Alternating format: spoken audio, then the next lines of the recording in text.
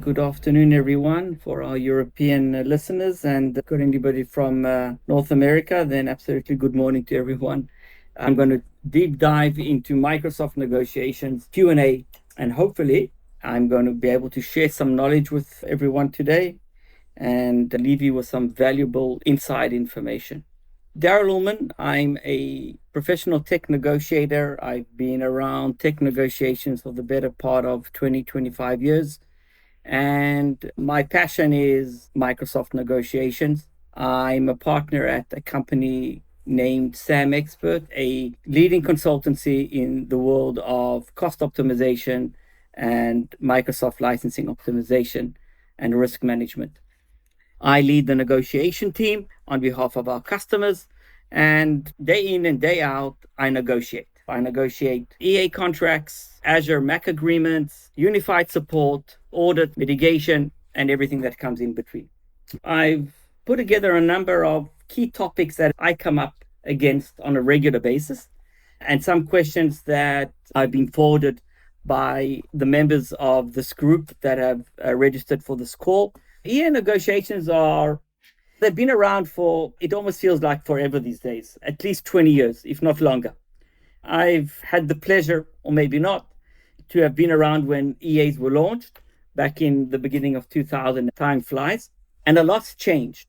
EAs were the center of the world for Microsoft back in the day. Now, that's also changed drastically. EAs are important.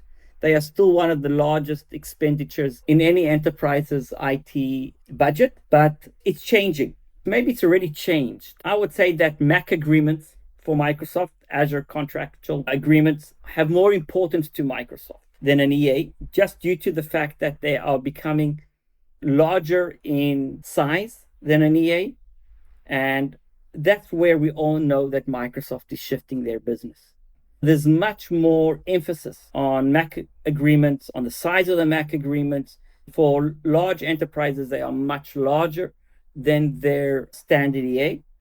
And that means a lot. That is one of the reasons why when I look at an EA, I understand that the emphasis and the importance of an EA from Microsoft's perspective has moved.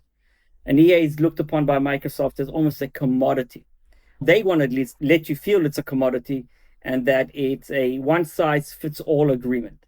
And that is something that I try to press on organizations, because if you have that feeling, or Microsoft has embedded on you that understanding that an EA is just another agreement, just a commodity, and ultimately your MACC agreement is much more important, and there are bigger fish in the pond than the EA, then you feel like you can't negotiate. And that is intentional. Now, the reason I'm saying all this is to put you in the right negotiation framework when you enter into one of these enterprise agreements, because they're still substantial. They are still a very large chunk of any IT business, and they still can be negotiated, mitigated. There's a lot to do about immediate cost avoidance. There's a lot to do about future cost mitigation and cost control. It's all about the financial setup, financial understanding, the mindset of the negotiator, and also understanding the Microsoft priorities and how you can still focus or refocus Microsoft's attention back to the negotiations, even though they want to take you away from that. First question that I had: what's the ideal time to start negotiations? There are two stages to negotiations. One is, let's call it your internal kickoff. When do you internally kick off preparations for the negotiations? And the second is, when do you officially kick off with Microsoft? Internally, I would say 6 months at minimum, especially if you're a large enterprise organization. You still need to go through the standard process of understanding what you have in your backend, in your data centers. That could be on-prem. It's still important, not as important as it used to be, but it's still important because there's a lot of money still in the backend, in the server side. And what do you have installed on Azure, for example, Windows SQL? Because there's this whole world of Azure hybrid benefits that needs to be reviewed. It's a very big expense, hundreds of thousands, sometimes in the millions still, Windows and SQL, especially if you are utilizing Azure hybrid benefits.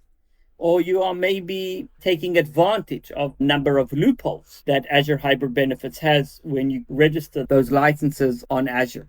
So you want to just take a look at that, get your software asset manager to run the reports, get the basic underlying information. Where things get really interesting, and that's where I believe you need to put most of your focus, is around your Microsoft 365 profiles and your personas. A lot of work should be done there. Yet what we're seeing is that many people are still overlooking that or feel that it's the same. Let's just continue with what we have. A lot of that initial mitigation, cost avoidance, long-term cost frameworking comes from reviewing your 365 personas. Potentially, we all know Microsoft's going to push you to 365 E5 if you're not there already. A lot of organizations are on E5. If you're not, you're still on E3, and hopefully you've got a mix of personas. You've got some F3s, F1s, maybe E1s. You've got different types of personas within your organization. Maybe you've got external consultants, blue collar workers, the whole variation that makes up that 365 profile. Hopefully you have reviewed and you know exactly what your personas look like, and you understand what they require, and you take an in-depth view at the usage history. The Microsoft 365 provides you with all that information. If you don't know how to do it, reach out to your LSP or to one of your partners. There are tools out there. It's pretty straightforward just to download or to view those reports. And you can get a good understanding of what's happened over the last, let's say, 12 months of usage. Look at the trends, look who's using what, and scrutinize the usage of the software. What you'll find many times is that the organization might have been convinced in the last negotiation to renew E5 or to move to E5 for all users. But in practice, if you're not using Microsoft security components for E5, you'll find ultimately that you can maybe even downgrade a large number of users to E3 or maybe to other profiles. And there's a lot of money there. Don't take everything as granted what was and what will be. So you start around 6 months prior, you start your internal review.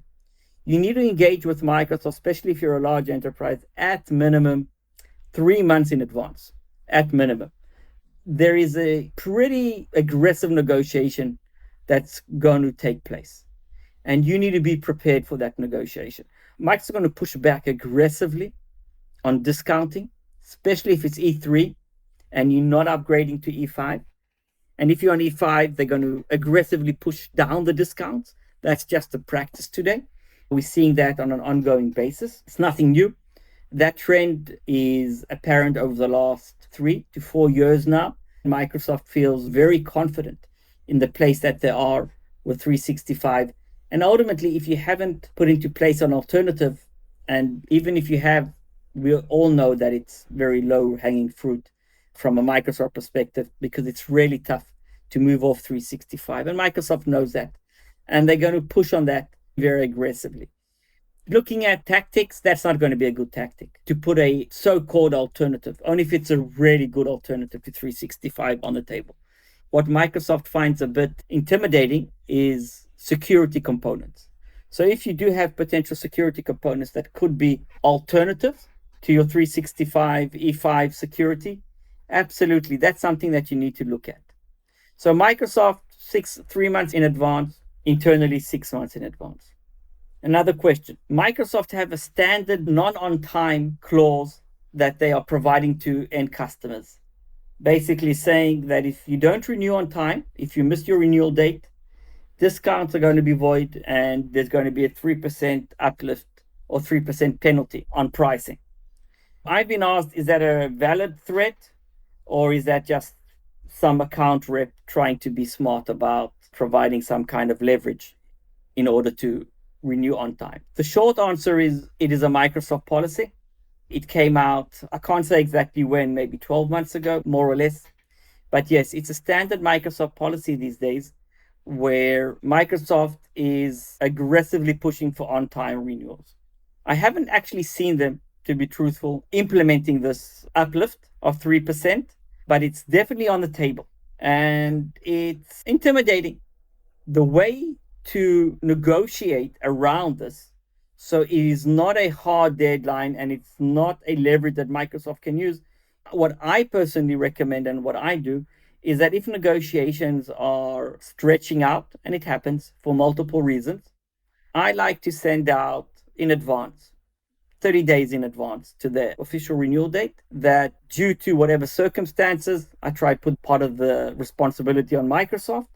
We can foresee that the renewal is not going to take place on time. And as negotiations are going on in good faith, we expect Microsoft to continue the discussions and waiver any type of hardball tactic, for example, that 3% uplift. Usually that does the trick. That's my recommendation. Put it out there, put it on the table, don't avoid it, and then basically it loses a lot of its effect. What's your BATNA? For those of you that are not acquainted with the acronym BATNA, that's best alternative to a negotiated agreement. You need to have alternatives. If you walk into a negotiation and you don't have alternatives, you're captive in whatever's thrown out at you. A BATNA provides you with confidence to negotiate, your personal confidence that you have an option, that you have an alternative. And that confidence comes through when you talk. It comes through in your tone of voice, in your posture, in your emails. It comes through when you have internal discussions with your stakeholders. This is really important. You need to have a best alternative. Now, I'm not talking about your best alternative to an entire Microsoft agreement. We need to be realistic. You don't have a 100% alternative, but you might have an alternative potentially around Copilot. You might have an alternative around Power BI, around CRM. You might have an alternative around various security components, and I can go on and go on. Every organization has its unique alternatives for specific products. You need to figure out for yourself what is your best alternative, something that will put pressure on Microsoft and will provide you with that additional leverage that you are looking for in this tough negotiation. Don't forget your BATNA. It's really important to have a BATNA. Do you have a game plan? This is high stake negotiations. Usually it's in the tens of millions, depending on the size of your organization, millions or tens of millions of euros/dollars. You need to be prepared. Don't underestimate yourself or Microsoft saying that, oh, I've done this before. I've done 2, 3, 5 negotiations with Microsoft. I'm just going to basically wing it. So no, Microsoft doesn't wing it. Microsoft comes prepared. They might try and posture that this is a commodity, but they do a lot of back-end internal preparation for the renewal. You need to do the same. You need to come with a really well-structured game plan. Back in the days, it was very common to say to Microsoft, I'm not going to renew software assurance. And then, oh, I'm not going to renew Windows. And organizations got used to this type of negotiations. That's why one of the biggest part of that was Microsoft's move to full subscription SaaS licenses to get away from that discussion. You need to have a really good game plan because there are no quick wins, no quick tricks that you can play in this type of negotiations. You need to really be focused on what unique value proposition you bring to the table, and you need to identify it.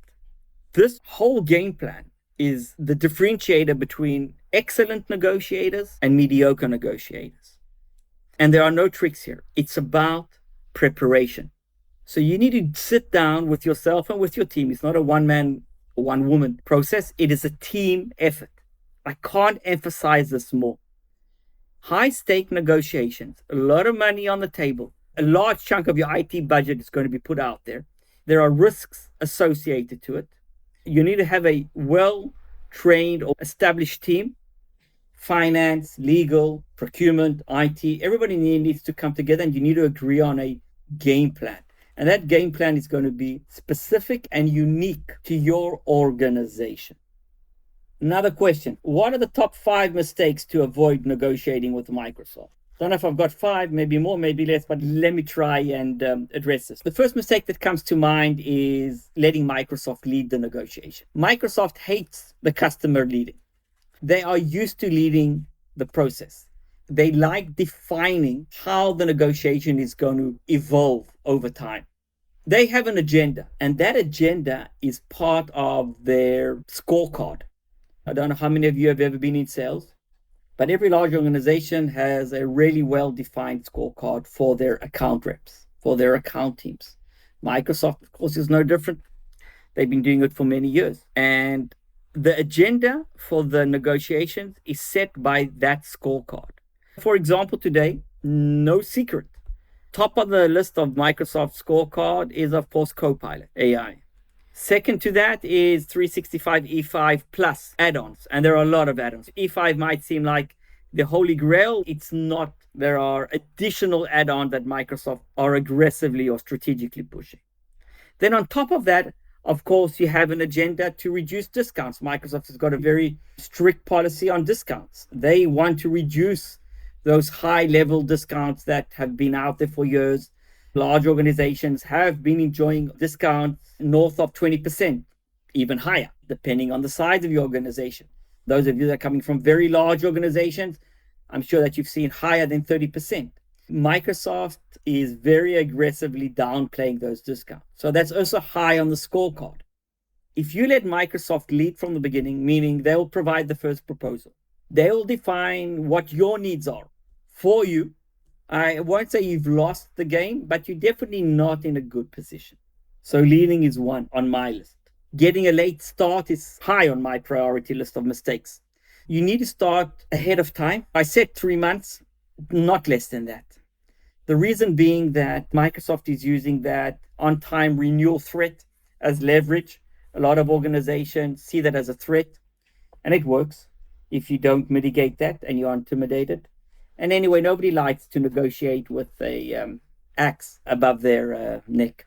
So you don't want to be there. You want to have enough time to get internal approvals from your stakeholders. Your stakeholders might be very senior and have connections to Microsoft. So they might want to have a round of negotiations. You might have a very lengthy procurement process. You might need to go out on a tender if you're a governmental organization, and so on and so on. So you need to make sure that you start on time so you don't find yourself under any pressure to give in anything that you're not planning to due to lack of time. Keep that in mind. Something else that comes to mind is a misunderstanding that you are dealing locally with your Microsoft rep. If you are in Europe, let's take France for an example, something fresh out of my mind, and you're dealing with Microsoft France. You have this automatic misled interpretation that you are dealing with somebody from the French culture, somebody that is similar to you in your beliefs, in your understanding of the language, of negotiations, and everything that comes with culture nuances. I want to just say something that might sound a bit surprising, but no, you're actually not dealing with somebody with a French culture. You're dealing with American culture. Microsoft is an American corporate, very much American corporate, hardcore, and they have an American culture, an American business culture and attitude. And globally, that is the culture that is defined in the negotiation process. So you might have that certain subtleties when you directly negotiate with someone, but you need to understand that in the back end, it's the American culture. And American culture is completely different to the French culture, Belgium, German, UK, and all other cultures. You just need to be aware that there is a culture difference. And that culture difference can sometimes make or break a negotiation. It's so dramatic that if you do not understand who you're dealing with, you potentially are going to make huge mistakes. Even misinterpret emails, misinterpret subtleties in a discussion, especially if you have maybe a representative from the global Microsoft group, or you might have somebody French, a negotiation happening in France, and there might be somebody from Ireland on that call, and there might be somebody from Germany, and ultimately they need to get approval from high up a Microsoft corporate in Seattle. So you've got 4 different cultures. Wow, things are getting a bit complex. Sometimes it's really difficult to manage. So always think about what's the underlying culture, what's the driving force behind the negotiations, and then go to the basics. Go back to the American culture. And I think that will make your life much easier because it can get pretty complex. Try understand the subtleties in the language, in the way things are presented, in the attitude. That will provide you with an advantage because you understand who you are dealing with. Another mistake is bringing in your LSP as an advisor.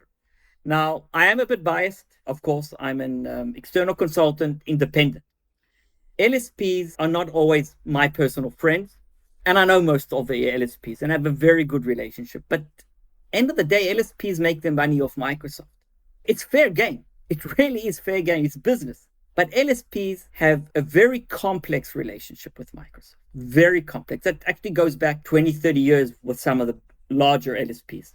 And they live off Microsoft. And there's a very complex web of relationships and rebates and concessions and business relationship going on in the back end. So I'm not saying they are going to provide you with misleading information or the wrong information, but it's not in their interests. Let's be really open to provide you with all the information. That's the truth. So you need to just be aware of that. Just keep it in your back of your mind. Ask difficult questions. Ask them to provide information. Ask them to share knowledge. Send them out because they're getting paid. But don't take every single thing they say as fact of life. And be careful what you tell them. Because potentially, hypothetically, I'm not saying this is your LSP, but hypothetically, they might be talking in the background to Microsoft and providing a backdoor to your organization. There are ways to utilize that. Nice tactic that I use sometimes if I understand that the LSP has an open door or maybe a good relationship with someone at Microsoft, I would feed them misleading information. This is negotiations, high-stake negotiations. There are no simple tactics to put on the table. You need to have a game plan. Just to summarize that last potential mistake, work with your LSP, but be prudent with what information you provide, feed, and what kind of feedback they provide. It's a number of crucial, critical errors to try and avoid. Each piece of this puzzle that I'm trying to unravel here is going to drive a better success rate in your negotiations. Another question. I'm negotiating a unified support and MACC agreement. Should I combine all three, MACC, unified, and EA, into one comprehensive negotiations? Short answer, and the longer one is going to come in a minute, yes. Definitely bring all three components into one. Microsoft will not like it. They will try and slice and dice. They like having a very complex puzzle. They like the pieces to be separate and not to come together for a very simple reason. They don't want you to leverage one agreement for the other agreement. They don't want you to consolidate discussions around your overall spend. So you need to be smart about it. Smart means, one, you need to understand what your total spend is with Microsoft. It is your EA plus your unified plus your Azure/MACC agreement. And you might have other agreements. You might be a hosting provider, you might have a SPLA agreement. You might be an ISV and you might have an ISV royalty agreement. You need to understand and negotiate as one. You need to put your entire spend on the table. This is size. So you need to build up, you need to be a giant just like Microsoft is a giant in their domain. So understand what your financial importance is with Microsoft.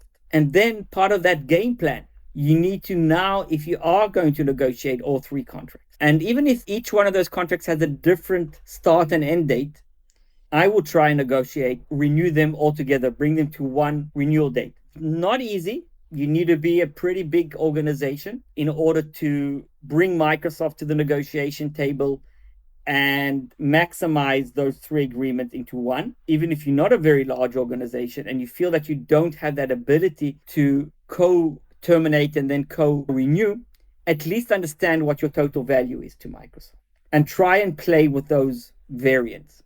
It will provide you with leverage. I'm sure that you're all aware that the unified support contract is based upon your Microsoft EA and your Microsoft Azure and other components spent. Your price for unified is a total of your Microsoft spend in different buckets, and that's going to impact your unified support. When you're negotiating your EA and when you're negotiating your MACC agreement, and one of my future Q&As are going to be about MACCs and unified and other interesting subjects because it's a different approach, you need to be aware that the higher your EA renewal is going to be, the higher your unified support is going to be. And that doesn't mean you're going to be receiving more value from your unified support. It just means you didn't negotiate a great agreement on your EA, you're going to pay again for it under your unified support. You didn't negotiate a great outcome for your MACC renewal, you're going to pay for that again, a second time, under your unified support. Everything is interconnected. Unified support contracts can and should and must be negotiated. Microsoft will come with a vanilla offering. You can't negotiate. These are standard terms and conditions. Not always the case. The more information and knowledge you have of what can and cannot be negotiated, the more confidence you're going to have entering into the negotiations with Microsoft. So to summarize that, yes, there is an advantage. Yes, definitely try and bring all three contracts into one, under one framework. And as Microsoft negotiates as one company, I highly suggest that you negotiate as well as one company for all the various components of your Microsoft spend. I've got two remaining questions that I want to discuss. What can I do about declining discounts? Declining discounts is something that we saw a lot when Microsoft introduced aggressively 365 E5. The reason being is that because the initial cost of migration from E3 to E5, the first year cost was tremendously high due to the price difference, as we all know. The way that Microsoft positioned it, that structured it, is that, okay, let's start off with a very high discount for the first year, and then things don't look too bad. Looks like a small increase on your E3 spend. But as the years go by, we're going to decrease that discount, of course, up your price. And when you exit the agreement 3 to 5 years later, your discount levels are not going to be what you started off with. Maybe you started off with, let's say, 30%, and you're going to end up with 15%. Funny enough, what a big surprise, your starting point for your renewal is going to be 15%, not 30% for your first year, and not the average of the 3 years. It's going to be the last year of your agreement. And that's no surprise. Microsoft structured it that way. They are a long-term strategic thinker when it comes to negotiations and to positioning themselves for the long run. And many times you just inherit those agreements due to the fact that whoever negotiated it knew they weren't going to be in the same position 3 or 5 years later. And for them, it was a big win. And then you inherit it. Now you have to figure out, what are you going to do with it? How are you going to mitigate that? It is negotiable. I've seen numerous organizations that just didn't recognize that declining discount just out of inexperience. Just looked at the last year of the agreement, or looked at the total of the 3-year or 5-year agreement, and didn't understand the nuance, or didn't find the copies of the actual terms and conditions of the previous agreement. It got lost. That's just life in big organizations. Somebody inherits something that they need to deal with. You need to really understand the history, deep dive into the data, gather that information, and part of your negotiation game plan needs to be understanding how you're exiting the agreement, your current agreement, and what is your exit plan for your next agreement. Don't repeat the same mistakes. Absolutely not. Try and mitigate that. And if Microsoft is providing you with a 5-year contract, for example, make sure it's not a declining discount. Again, it might be your personal interest because you're not going to be there, but from an organizational perspective, I don't recommend declining discounts. You can actually play around with that. You can have structured payment terms, or declining payments, or growth payments is not the same as declining discounts. You might get the same result, but it's a completely different exit strategy. So keep that in mind as you go forward. And last question is regarding EAs and MCA agreements. Should I move to an MCA agreement? MCA agreements are the new, shiny, latest, up-to-date contractual vehicle for Microsoft. Basically, what Microsoft is saying, and we've been hearing this for years, but now it's actually starting to happen. Microsoft are in the initial stages of migrating organizations from EAs to MCAs. MCAs is the alternative to an EA agreement, with a big difference. And I'm not going to get into that. We can have another session on that. With a big difference. EAs have multiple levels, A, B, C, D. Still very valuable. And the EA is negotiable for the right size organization. MCAs out of the box don't have levels. It's a one price fits all. On top of that, yes, there's still negotiations. But out of the starting gate, you've lost that level game. So you might be a small organization in level A, it might be a very small difference. But for large organizations that are in level C and D, this is going to be a huge impact. It's Microsoft's way to increase prices without actually increasing prices. Keep that in mind. There are huge differences. Don't jump into an MCA without understanding what the long-term and short-term consequences are. Daryl, you just said about the replacement of EA with MCAE. What do you think? Well, Microsoft promised recently through the partner channels that they're going to execute that full migration of every client to MCAE in 2 years' time. And judging by they mostly offer Azure through MCAE right now, do you think it's reasonable that they can complete this in 2 years? Based on experience and the size of and the number of enterprise organizations under an EA agreement, I would say no. It's not feasible. There are contracts that are still planned to run and that are renewing now under EAs, and those are going to run for 3 to 5 years.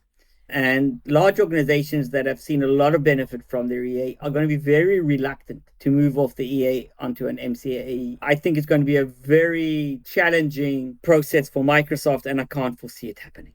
Where is Copilot in all these negotiations? I was a part of an interesting conversation yesterday where American enterprises were sharing how much it affected their budgets. And instead of a regular 10 to 15% increase on the EAs, they're now seeing 20-25 at best. And the biggest effect on that increase is Copilot. What do we do in that case? Copilot is Microsoft's holy grail. It's number one on their scorecards for all teams today. And I'll say straight out, Copilot is really difficult to negotiate. Microsoft is very tough on discounting on Copilot. Not saying that you can't discount Copilot, but it's not at the same levels as your EA. So if you're used to 20% or 25% or whatever discount on your EA or higher, that's not going to be the case on Copilot. Copilot is going to have a differentiated discount, much lower. That discount will only be apparent if you have a large commitment. What's a large commitment today? It's going to change. A large commitment today, for example, is an organization with 100,000 users that's committing to 10,000 Copilot licenses. So just say 10% of the estate. That is a very large commitment. On that, Microsoft is willing to negotiate.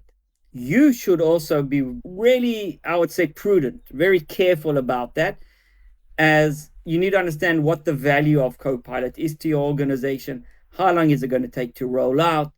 And ultimately, you're paying a premium, a very high premium. That will drive 20-25% cost increases for your IT budget. And as you get deeper into Copilot, and there will be additional variations of Copilot, and it will be part of the next E package sometime in the future. Again, it's not inside information, just again, experience and my, I'd almost call it gut feeling. It's going to be part of the E7, E9, or whatever package that's going to come out. Walk into an enterprise agreement with Copilot with your eyes open.